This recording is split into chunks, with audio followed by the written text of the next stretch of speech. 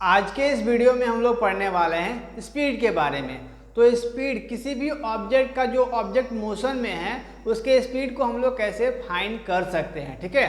तो आज के वीडियो में स्पीड के बारे में पढ़ेंगे, उसके फॉर्मूले को समझेंगे, उसका स्पीड का यूनिट क्या होता है, उसका डायमेंशनल फार्मूला क्या होता है, स्पीड कौन सा फिजिकल क्वांटिटी होता है, इस सब के बारे में आज हम लोग डिटेल में पढ़ने वाले हैं, ठीक है। तो सबसे पहले हम लोग समझते हैं कि स्पीड क्या होता है। किसी भी ऑब्जेक्ट, कोई भी ऑब्जेक्ट अगर मोशन में है तो उसका कुछ स्पीड होगा, तो वो स्पीड हम लोग कैसे फाइंड करेंगे।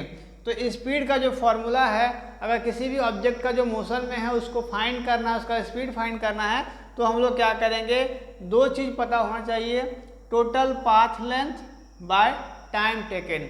टोटल पाथ लेंथ, उस पाथ का उस रास्ते का लेंथ कितना है, लंबाई कितना है और टाइम कितना लगा। कोई भी ऑब्जेक्ट अगर इस पॉइंट से इस पॉइंट तक गया होगा तो उसके बीच में कुछ लेंथ होगा और यहाँ से यहाँ तक जाने में कुछ समय लगा होगा, उसी को बोलेंगे हम लोग। अगर ये दो चीज़ हमको पता होगा तो हम लोग स्पीड इजीली फाइंड कर सकते हैं, ठीक है। तो स्पीड का डिफिनेशन क्या हो जाएगा, speed of an object in motion is defined as. यहाँ तक सिर्फ लिखने का एक तरीका था, है ना।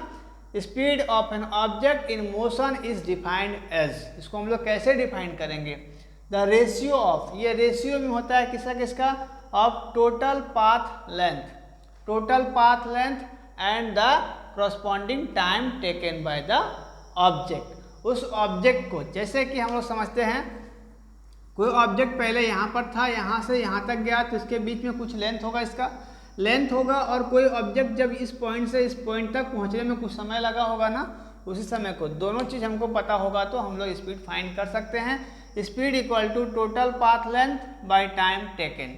इसको हम लोग और तरह से लिख सकते हैं, speed equal to actual distance travel. Actual में ऑब्जेक्ट कितना डिस्टेंस ट्रेवल किया वो पता होना चाहिए, और टोटल टाइम टेकन या फिर टाइम टेकन, है ना, उस ऑब्जेक्ट को एक पॉइंट से दूसरे पॉइंट में जाने में कितना समय लगा। तो ये भी हम लोग लिख सकते हैं, टोटल पाथ लेंथ के जगह पर एक्चुअल डिस्टेंस ट्रेवल भी लिख सकते हैं।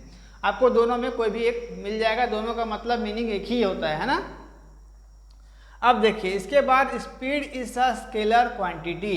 तो स्पीड क्या है, कौन सा फिजिकल क्वांटिटी है, तो ये स्पीड स्केलर क्वांटिटी है।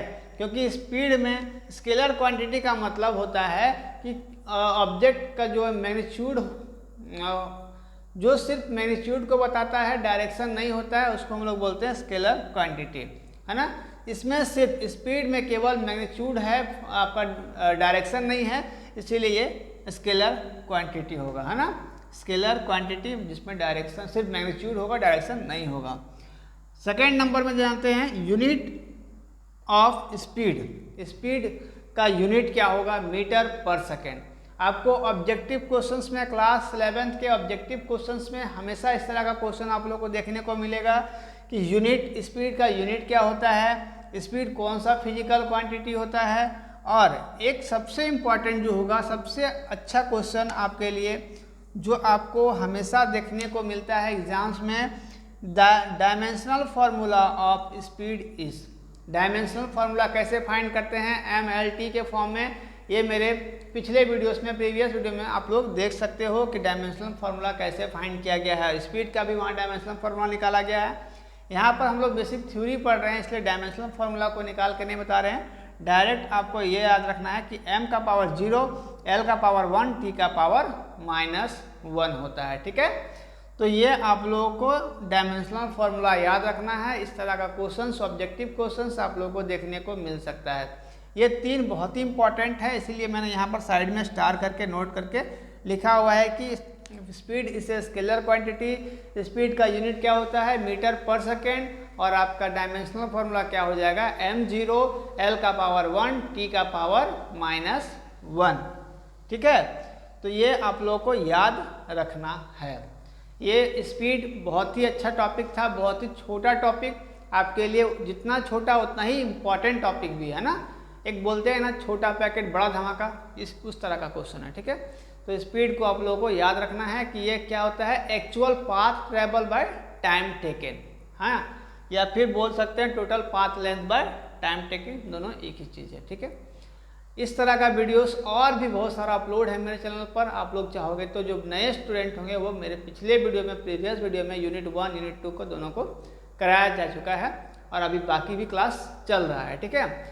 जो बच्चे नए होंगे मेरे चैनल को सब्सक्राइब करेंगे और शेयर भी करेंगे ताकि और भी जो बच्चे हैं वो आसानी से फिजिक्स पढ़ सकें, अच्छे मार्क्स ला सकें और फिजिक्स सीख सकें, ठीक है। मिलते हैं अगले वीडियो में, तब तक के लिए थैंक यू, टेक केयर, जय हिंद।